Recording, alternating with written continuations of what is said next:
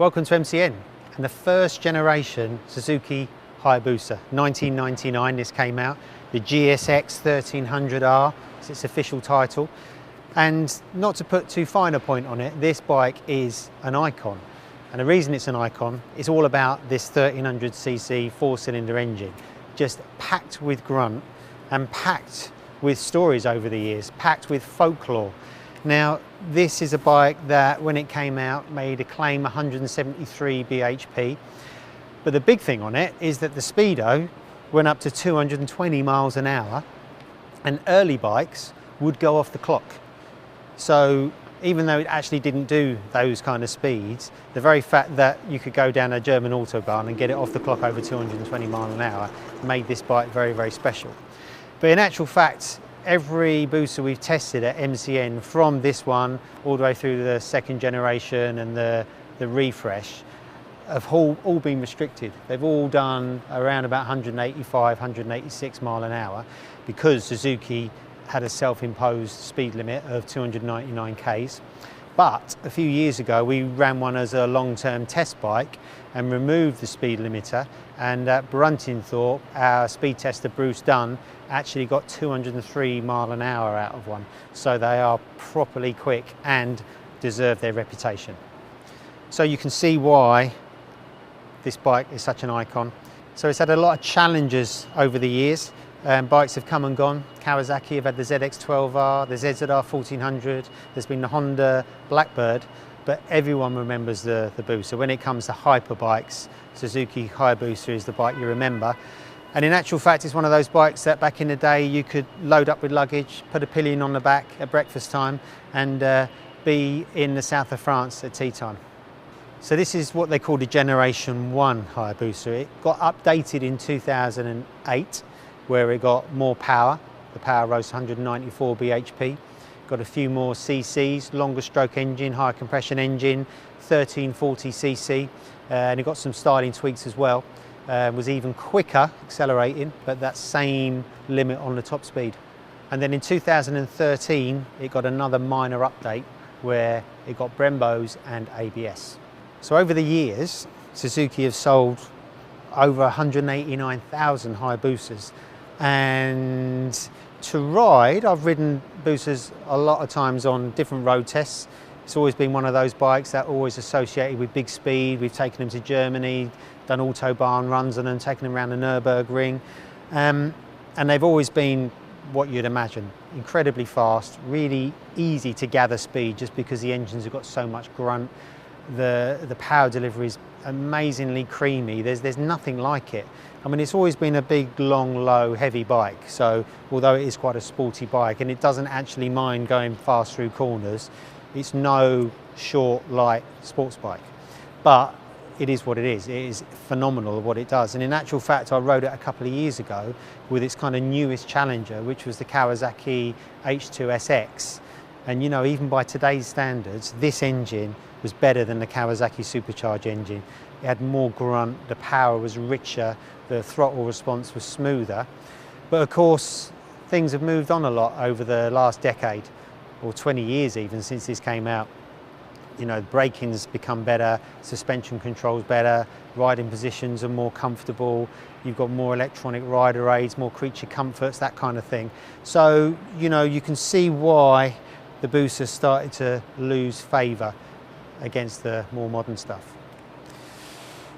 So over the past few years, in the UK at least, the Busa disappeared, which is a massive shame. And in actual fact, Suzuki have been generally quite quiet recently, apart from the small matter of winning the MotoGP championship. But when they have produced bikes, the V-Strom, the GSX-R 1000, they've maybe been a little bit conservative, especially when we're used to such kind of high-tech, whiz-bang, colourful competition.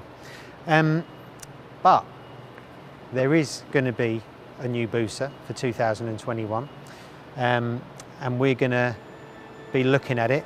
We're going to be touching it, sitting on it, prodding it, starting it, and here it is, the third generation Suzuki Hayabusa.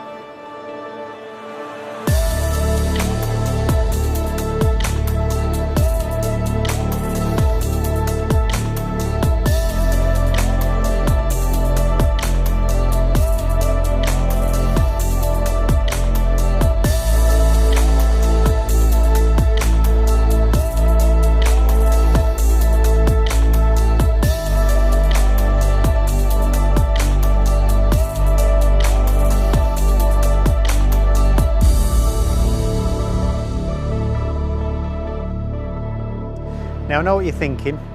It doesn't actually look that much different to the old Busa, does it? And I'll admit I'm a little bit disappointed. I wanted something maybe a little bit more 21st century, especially when there's so much going on with this new Busa that's different to the outgoing model. But the more I think about it, the more I think that Suzuki have actually done the right thing. It is an evolution of the old bike. It is still a Hayabusa. And I guess you kind of got to think of it in the same sort of way as the way Porsche 911s have evolved. So it is unmistakably a Hayabusa to sit on. I've been going back and forth between the two bikes just to kind of see what the differences are. It's still very much long, low and really heavy. It's 264 kilos, this bike, fully fueled. It's 2 kilos lighter than that one, but it's still a heavy motorbike. The riding position still feels a little bit kind of 90s in the way the seat's quite low, the pegs are relatively high, the peg position hasn't changed. But what is really good, what I really like, is that the handlebars are 12mm closer, which doesn't sound a lot, but it does make a big difference. You're kind of on that one, it's a long old stretch to the bars, but on this it's much more comfortable. So motorway riding, which used to be a bit of a pain in the wrist, would be better. And the other thing that's going to make motorway riding and long distance riding a lot more comfortable is that cruise control comes as standard. So if you ever do get sore right wrist, you can take your hand off the bar to free it off. It also comes with heated grips, which is really good, but they're not standard. You've got to pay extra.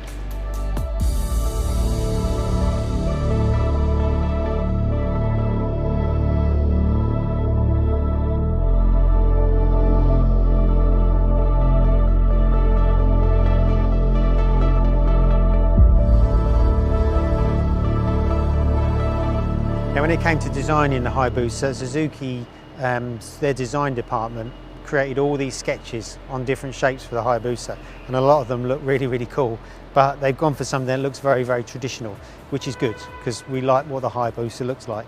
But the nose is different, so it's got that kind of GSX-R family nose on it, and you've got new headlights which are a mixture of projector headlights and LEDs, but the headlights aren't cornering like some modern stuff. These running lights, LEDs, actually turn into indicators when you're riding along. And the fairing is actually much more different actually when you compare the two in the flesh. So you've got these more bulbous cheeks on it for aerodynamics. You've got these chrome flashes, which are pretty swish. You've got a slightly revised logo. And then working backwards, different infill panels and a different back end.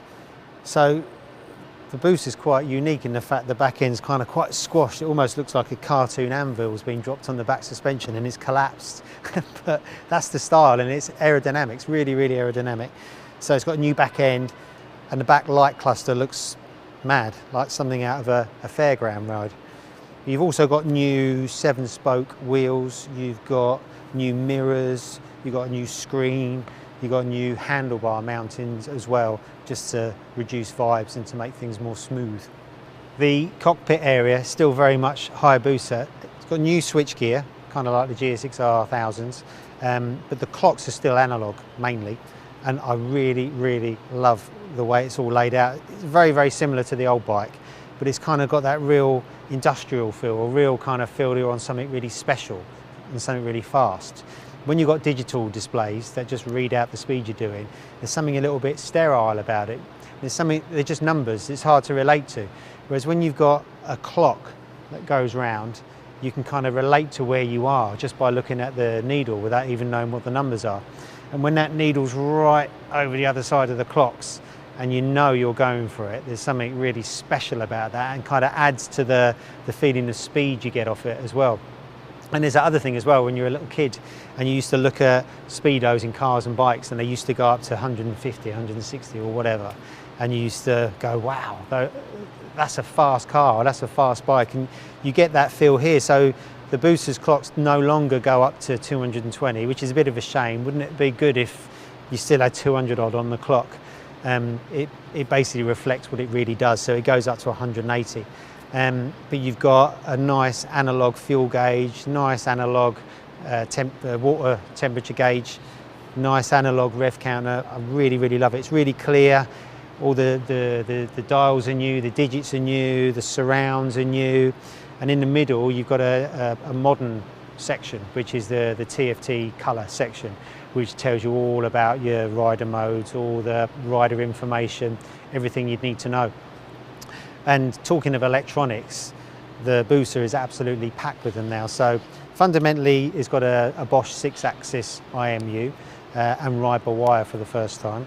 So the bike can do anything. So it's got lean sensitive traction control, lean sensitive ABS, it's got launch control, it's even got rear wheel lift control. So the traction control is 10 levels, the rear wheel lift is 10 levels.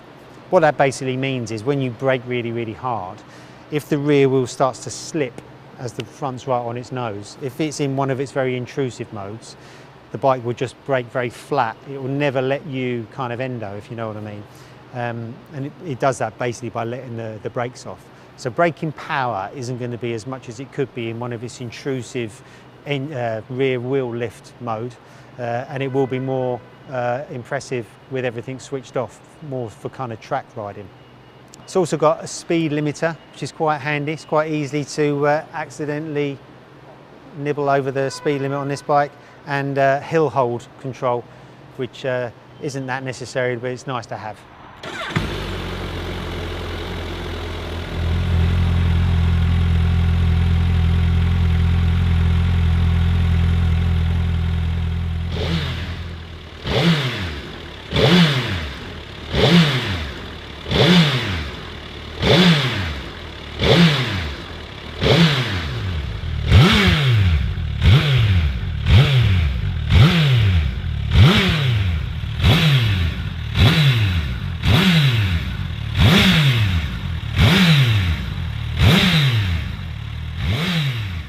So what is the Hayabusa going to be like when you give it some of that? Well, it's got ride-by-wire now, so let's hope it's smooth. Some previous Suzuki models like the Katana GSX-R1000 aren't that smooth. When you pick up a closed throttle, there's a bit of a jerk. It should have more mid-range. Suzuki claim more mid-range oomph, like between 4,000 and 6,000 RPM, which is exactly what you're going to be using on the road. So the Hayabusa should feel faster, should feel more responsive. So it won't feel like it's lost anything, but in actual fact it has, because of Euro 5, because of the way the engine's been retuned, and it's more about the mid-range grunt. It's come down slightly in top-end bhp, so it's down from 194 bhp to 187, and peak torque is down from 114 pound-foot to 111. Will you actually notice that? I very much doubt it.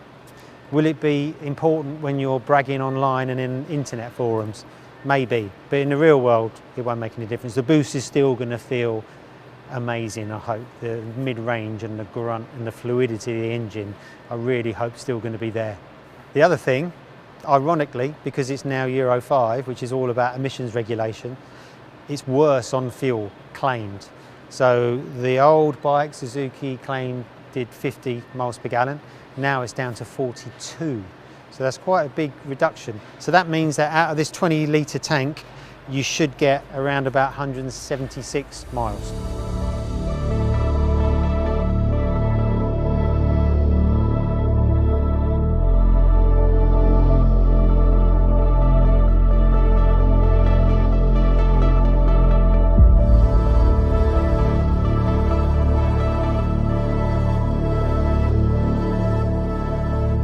Suzuki have experimented with different engine configurations for the Busa, and they even tried a 6-cylinder turbocharged engine.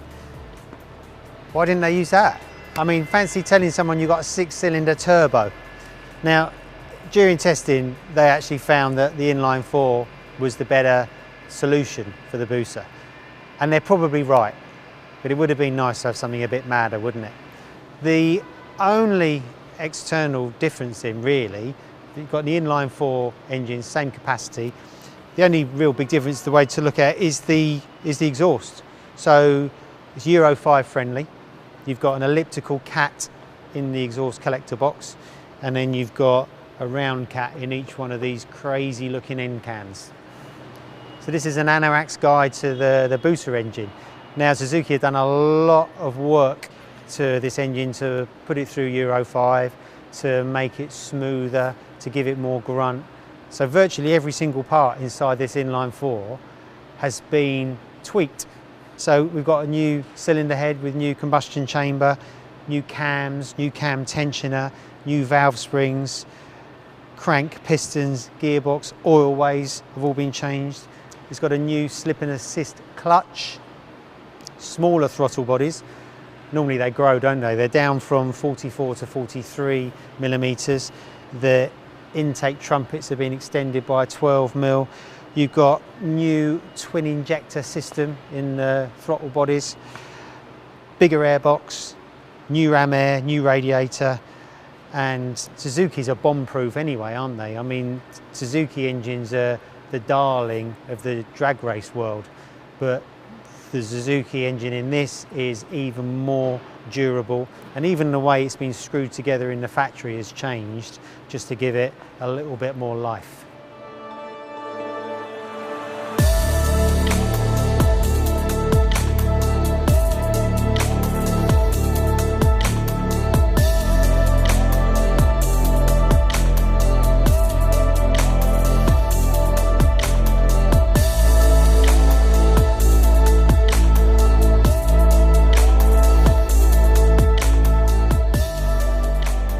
To ride, the new Busa should be largely the same as the old one, mainly because the frame is almost identical. Same swing arm, same frame, extruded aluminium, same subframe. It's got a different seat rail on it, which saves a tiny little bit of weight, but the character of the bike shouldn't be too different. And that's no bad thing. It's extremely stable, this bike, in a straight line and round really fast corners. It absolutely monsters motorway corners and fast A roads.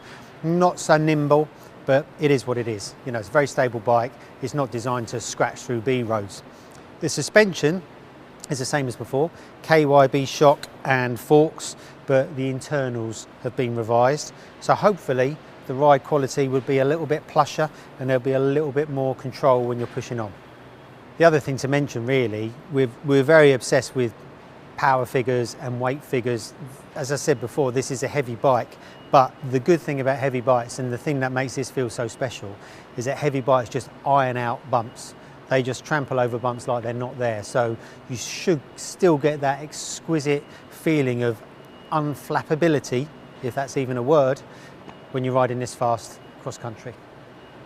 So how's it going to grip and how's it going to stop? Well, it's got new tyres, Bridgestone S22 tyres. Now they're all-round sports tyres, very, very, very good tyres. These are OE spec, so these are made for this bike. Has to be said, sometimes OE spec tyres are very good. They're as good as the replacements, and sometimes they're not very good. So only time's going to tell when we come to ride this bike how good the tyres are. But if they're anywhere near as good as the proper S22s, you'll have no problems with them at all. Braking should be better as well. One of the massive weak points of the old Busa that we really noticed when I rode against that Kawasaki H2SX was how poor the brakes were. Shockingly bad.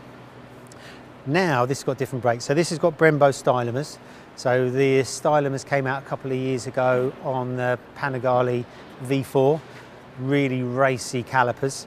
And the discs are up from 310mm to 320mm. So you've got all the makings of this having the stopping power to match the engine power. But the only thing I would say is the hardware doesn't tell the full story. Sometimes braking power isn't as good as it could be because of the way the ABS is set. So, for example, the GSX-R 1000's brakes aren't brilliant just because the brake-by-wire of the ABS system doesn't let it perform as well as it could. So again, only time will tell, and a decent ride on this bike, how good the brakes will actually be. One final thing to add is the Busa's balance. This has been one of its strong points really, is just how predictable the bike is and how well balanced it is. And it's even better balanced now because it's now got a 50-50 weight distribution. One of the reasons it should be better balanced is because the exhaust is a little bit lighter at the back here. and it represents sort of most of the 2 kilo weight saving overall. So because the back end's lighter, now it's got a perfect 50-50 weight distribution.